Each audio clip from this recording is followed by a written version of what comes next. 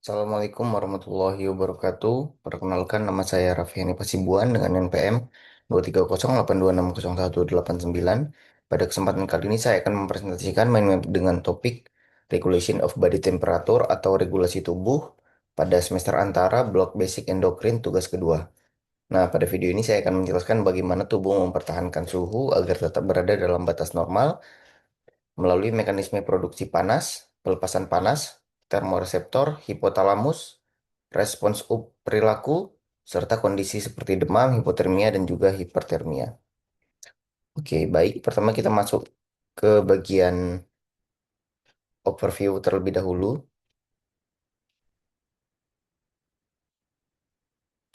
Oke, jadi suhu tubuh ini merupakan salah satu parameter fisiologis yang harus dipertahankan agar fungsi enzim, metabolisme, dan organ tubuh dapat bekerja secara optimal.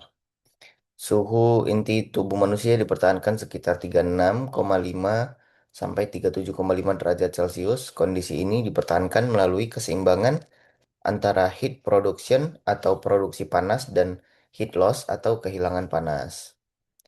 Regulasi suhu tubuh merupakan bagian dari hemostasis dan melibatkan interaksi antara sistem saraf, sistem endokrin, serta respon perilaku. Selanjutnya adalah heat production atau produksi panas, heat gain. Tubuh menghasilkan panas melalui beberapa mekanisme. Yang pertama adalah basal metabolisme. Sel tubuh secara terus-menerus melakukan metabolisme untuk menghasilkan energi. Sebagian energi tersebut dilepaskan dalam bentuk panas. Yang kedua adalah shivering atau menggigil. Ketika suhu tubuh turun, terjadi kontraksi otot rangka yang cepat antara dan involuntir. Kontraksi ini meningkatkan aktivitas metabolisme otot sehingga menghasilkan panas. Yang ketiga adalah non-shivering. Termogenesis atau termogenesis tanpa menggigil. Mekanisme ini terutama berhubungan dengan brown adipose tissue atau jaringan lemak coklat yang menghasilkan panas melalui aktivitas metabolisme. Proses ini dapat dipengaruhi ketika ketikolamin dan dipengaruhi oleh ketikolamin dan juga hormon tiroid. Jadi ketika tubuh mengalami kondisi dingin, produksi panas dapat digunakan untuk membantu mempertahankan suhu tubuh. Case untuk mengetahui perubahan suhu, tubuh memiliki termoreseptor atau termoreseptor.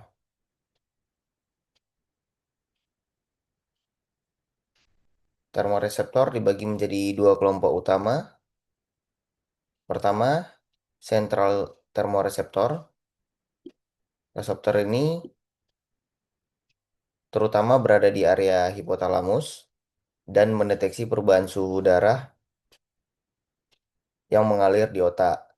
Kedua adalah peripheral termoreseptor yang terdapat terutama pada kulit dan jaringan tubuh lainnya. Reseptor ini mendeteksi suhu tubuh lingkungan maupun suhu tubuh. Informasi dari termoreseptor kemudian dikirimkan ke pusat pengaturan suhu untuk menentukan respons yang sesuai.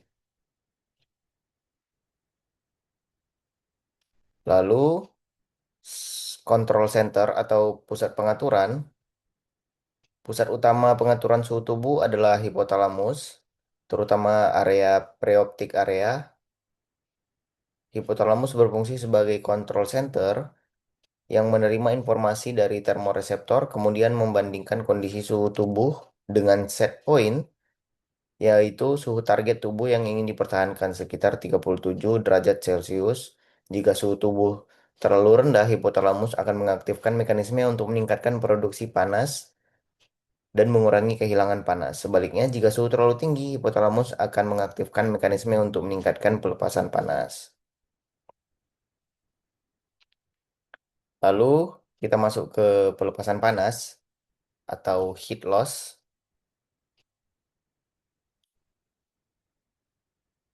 Selanjutnya itu adalah heat loss mechanism, yaitu mekanisme tubuh untuk mengeluarkan panas. Ada beberapa cara utama. Pertama, radiasi. Panas berpindah dari tubuh ke lingkungan dalam bentuk energi inframerah tanpa kontak langsung. Kedua, konduksi, yaitu perpindahan panas melalui kontak langsung dengan benda yang memiliki suhu berbeda. Ketiga, konveksi, yaitu perpindahan panas melalui pergerakan udara atau cairan di sekitar tubuh, yaitu keringat ya. Keempat, evaporasi atau penguapan. Mekanisme ini terutama menjadi melalui penguapan keringat dari permukaan kulit. Penguapan juga dapat terjadi melalui saluran pernapasan. Selain itu, tubuh juga dapat melakukan vasodilatasi ketika pembuluh darah kulit melebar, aliran darah menuju kulit meningkat sehingga panas mudah dilepaskan ke lingkungan.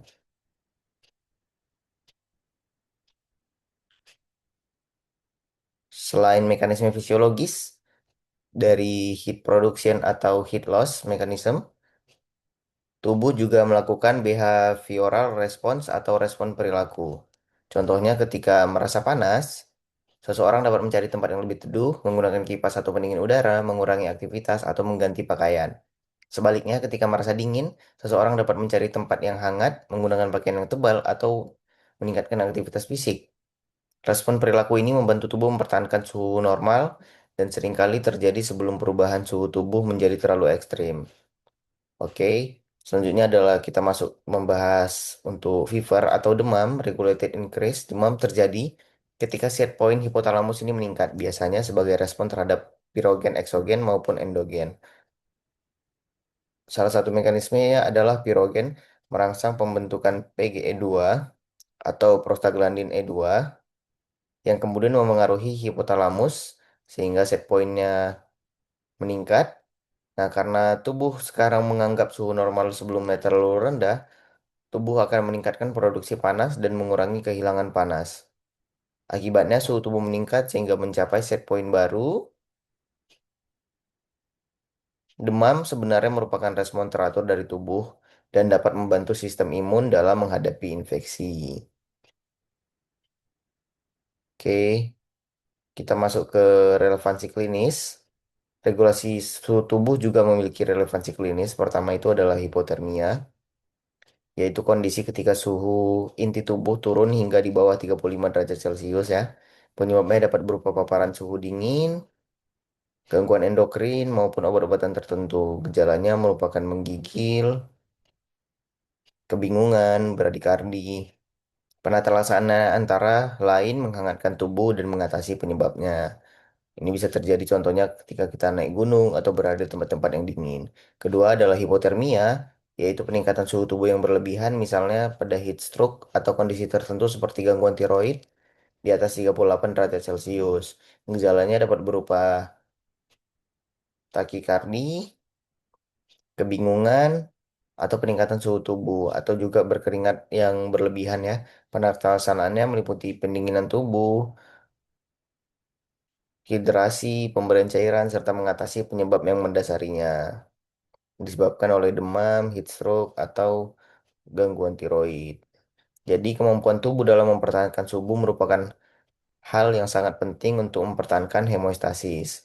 Nah, sebagai penutup, sebagai kesimpulan, regulasi tubuh merupakan mekanisme homeostasis yang mempertahankan keseimbangan antara produksi panas dan juga kehilangan panas. Proses ini melibatkan termoreseptor sebagai sensor, hipotalamus sebagai pusat pengaturan, dan serta berbagai mekanisme efektor seperti menggigil, perubahan metabolisme vasodilatasi, berkeringat, dan juga respons perilaku. Gangguan pada sistem ini dapat menyebabkan kondisi seperti hipotermia dan hipertermia maupun demam. Oke, kalau begitu sudah selesai semuanya kita bahas tentang mind map regulation of body temperature atau suhu tubuh pada manusia. Berikut adalah referensi yang saya gunakan untuk membentuk dari PPT ini. Mohon maaf apabila ada kesalahan yang saya ucapkan dalam kata-kata. Terima kasih atas perhatian yang diberikan. Bila bisa bilhaq, fasabiqul khairat. Wassalamualaikum warahmatullahi wabarakatuh.